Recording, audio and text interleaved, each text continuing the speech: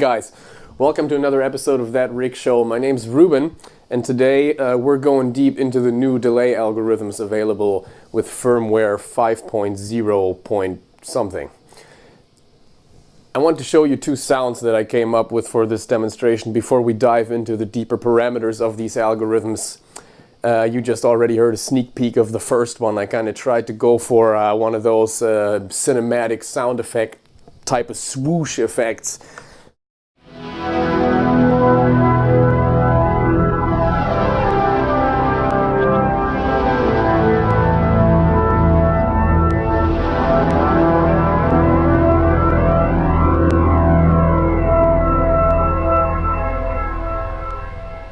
I think we hit that mark pretty closely. As you can see on the profiler, there's actually nothing on this but one of the new delay algorithms. Sounds like there's a whole bunch more going on, but these algorithms are really powerful, as you'll see in a minute. Let me show this one to you. So the algorithm I used for this sound is the dual loop pitch, which let me actually dial up some dry signal so you can hear what's happening here. Right, it's like a cascading pitch effect that starts one octave up and then it keeps jumping.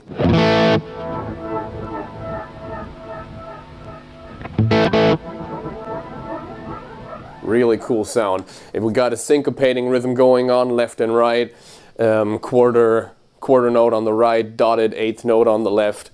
And now let's look at some of those new parameters that are available on these. You have your separate feedback paths that you can sync if you want to for the two different delay taps. You can high and low cut them, as you could before as well. Then there's the delay balance parameter that's pretty handy, where you can decide how much of either delay you want in the mix. Because on one side I'm using a delay that's pitching an octave up, and on the other side I'm pitching an octave down. But on this sound I want there to be mostly the high octave and then just some of the low octave in for some additional low end.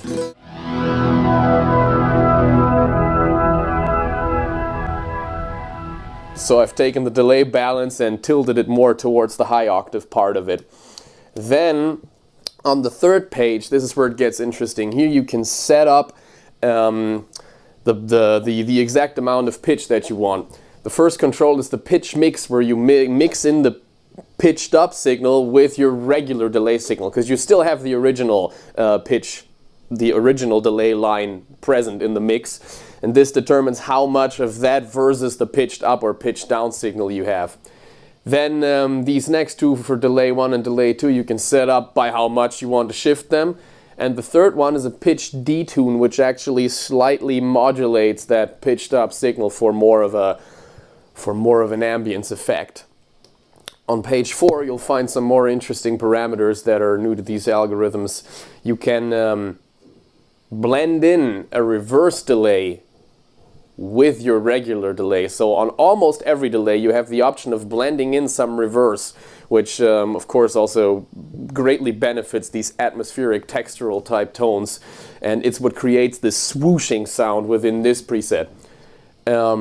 Next up, we have a stereo button that actually allows you to manipulate the stereo field of the delay. So I got two delay lines, so I can pan these obviously. All the way to the left, they're completely mono. In the middle, they're stereo as you'd expect, and then you can actually go beyond stereo and artificially spread them out even further. Really cool feature. I think we were on positive 28, I don't remember. And next up we got the chorus control, which is one of the types of modulation you can apply to these algorithms. The way these algorithms are designed is that you can, that they're kind of open architecture. You have a chorus type of modulation. You have a modulation that's simply called modulation right here on page 5. That's actually just a pitch width modulation, so a vibrato, if you will. And then you have the flutter type of modulation, which is more random and sort of sounds like a messed up tape delay, like what that does when the playback speed varies while you're repeating. And then you have the cross feedback which is the last parameter you can edit on page 4. Cross feedback is when the two delay lines actually start interacting with each other to some degree instead of being completely separate to each other. And you can actually dial that in on a scale of 0 to 10. So that's a really interesting parameter as well. We'll hear what that does in a second. One more really interesting control is the grid, which is the last control on page 5. The grid pretty much allows you to set up how messed up your delay signal is. So you can go from very pristine to very crushed and very distorted, which greatly benefits this sound. I actually have it completely cranked for this one.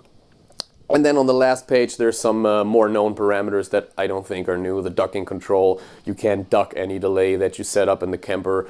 You can smear it, which basically starts to wash out the transient attack of your delay to soften it up.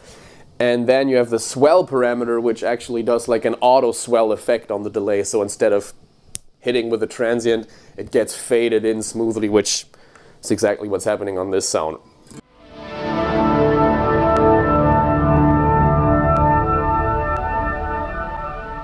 So much for that sound.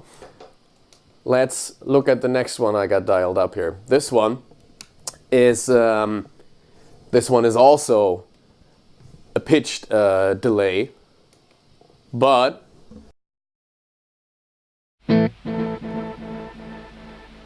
instead of going down 1 octave, up 1 octave, this one only goes up and creates a real nice organ type shimmer on top. It's not as extreme as the last one, but it still creates a really cool kind of electronic effect if I start going.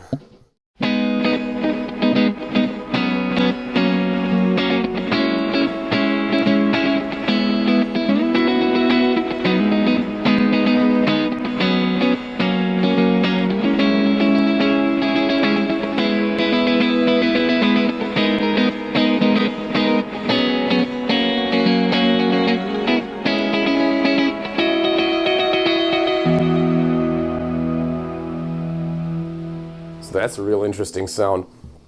Let's dive into the closer parameters, because this delay is very much lends itself to checking out some of the features and hear them actually, how they affect the sound. So let's check out the grid control, because that one's really powerful and it really allows you to hone in on your delay tone. So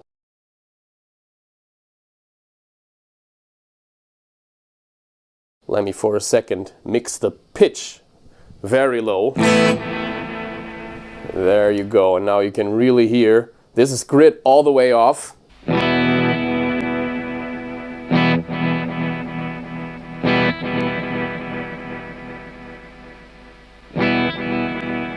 Fairly intact delay signal, and then as I turn it all the way to the right,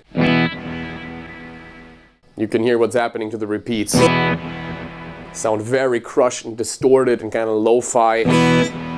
And obviously you can go anywhere in between, so maybe let's check out the midpoint of this dial. Hitting the mark right there.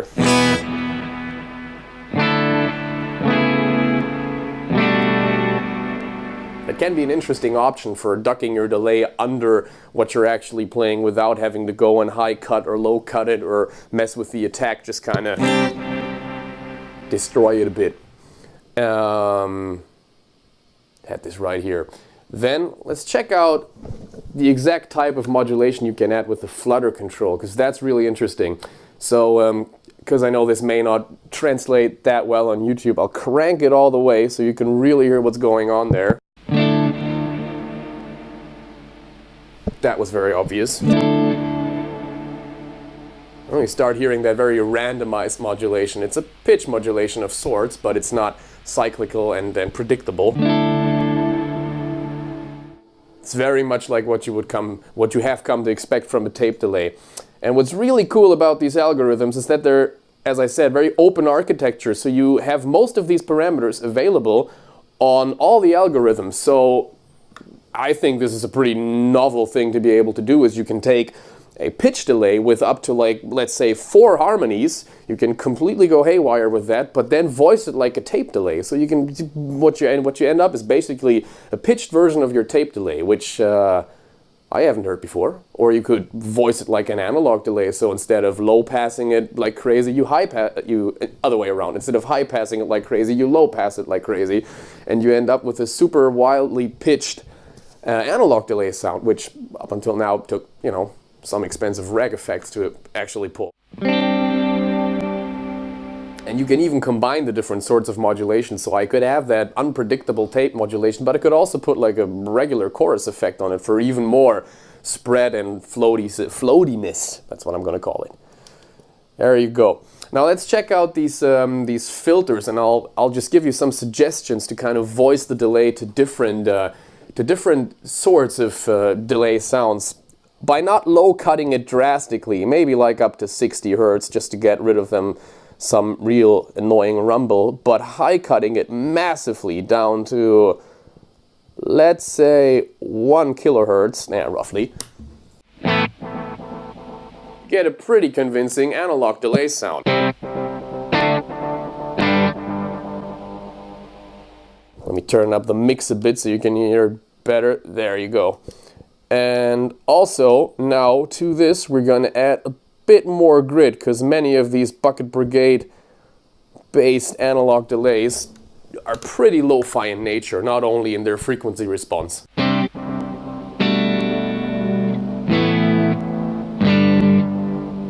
And now the type of modulation you'd usually have on an analog delay, like on an old Memory Man or something, would be the pitch modulation, not the super unpredictable tape style modulation, but this one.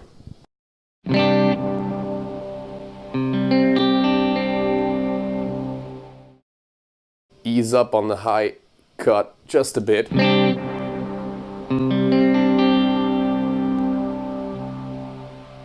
That sounds pretty convincing if you ask me.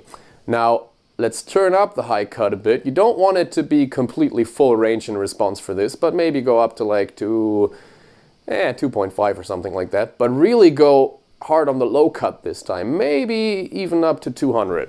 Let's see how that sounds. Yep, that is exactly what I was going for. Now we turn this modulation control back down and bring up the flutter again.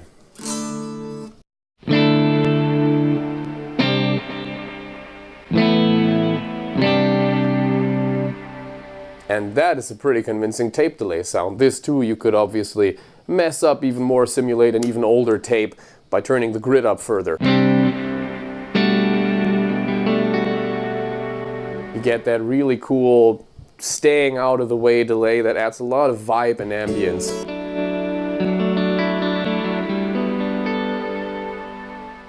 It's got a lot of mojo, this one. Alright, that's it for the more deep parameters of these algorithms. I'll show you just another algorithm that I thought was really cool. Check out this one. It's a quad delay. Basically what you're getting is one delay engine that creates 4 different delay taps, is what you call them, that you can set up to completely different times, which I, for this example, used to create like a rhythmic pattern. I'll just show you. What do we have here?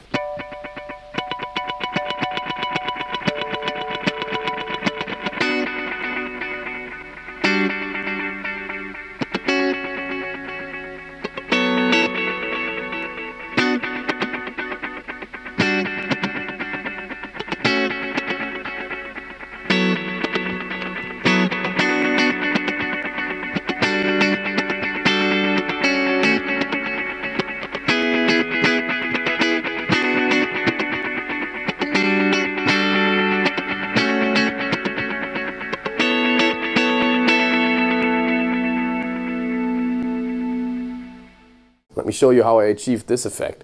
So, starting on page 1, these are the basic delay parameters. That's how I voiced it. It's more like a vintage digital delay more than an analog one. I did high cut it some, but not that much, just to smoothen it out a bit on top. And then these 4 settings right here for the quad delay algorithm set up the delay time for each of the different delay taps. So I have synced all of this to tempo, to the master tempo of the Kemper, so I can set it up in different note values. So this one set up to do an 8th note delay. This one is set up for a dotted 8th note. This one does a 5/16th rhythm, which is really interesting. And then this one does a half note delay. And ingeniously on this next page, never mind, 2 pages further, you can start panning these to different places in your stereo spectrum. So I have the 5/16th all the way on the left, the half note delay all the way on the right, and then I brought in the dotted 8th note and the 8th note delay a little further towards the center. So if you're listening to this on headphones, you can really drastically hear all these different delay lines bouncing around you, which is a really cool effect. Obviously, you need a hard stereo spread to really be able to tell this, but it's a really, really cool effect. The page I just skipped just allows you to set up different volumes for these 4 delay taps, which for these pattern type of effects actually allows you to like simulate accents on different delay taps, which is, you know, really.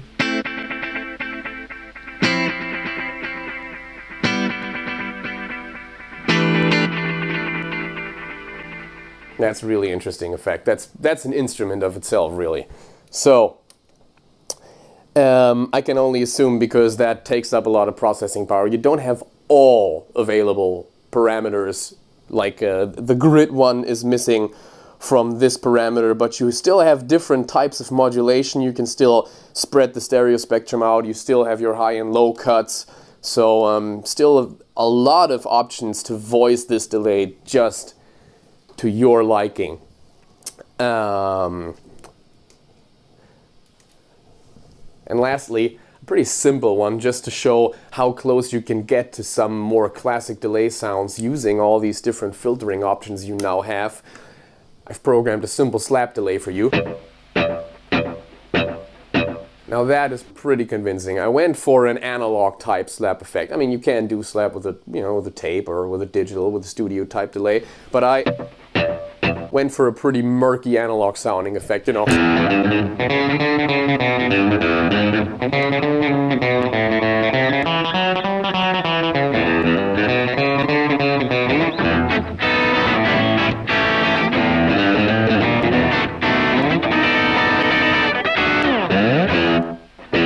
That's really.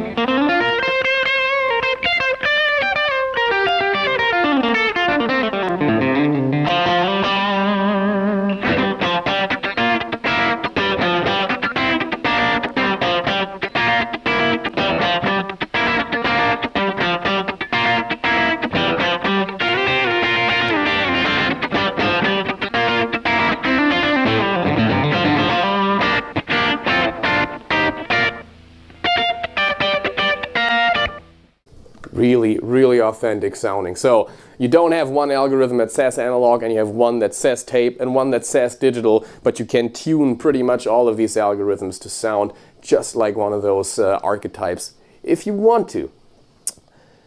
There is one more thing that I'd like to show you, which is why we got this this little remote switch thingy set up here. On all these algorithms, you are endowed with a hold and an infinity function. Now these are two names for two different things you can do. Infinity basically turns your feedback up all the way and just goes into a cascading, self-oscillating type of delay repetition. And the hold, on the other hand, just takes a little sample of what your delay engine is doing within a certain time frame and keeps holding that forever, so it doesn't actually go and oscillate or run away or something, or the filters don't start progressively messing up the signal more as they do with just natural repeats, but it just fixes it to one point and sustains it forever. Let me show this on maybe this sound. I'll actually go into the delay menu so you can see these two right up here on the screen. There you have the hold function and here you have the infinity function. Let's start showing you the hold with, actually, just changed my mind. I'm gonna do that on this preset. There we go. Let's swell in with something.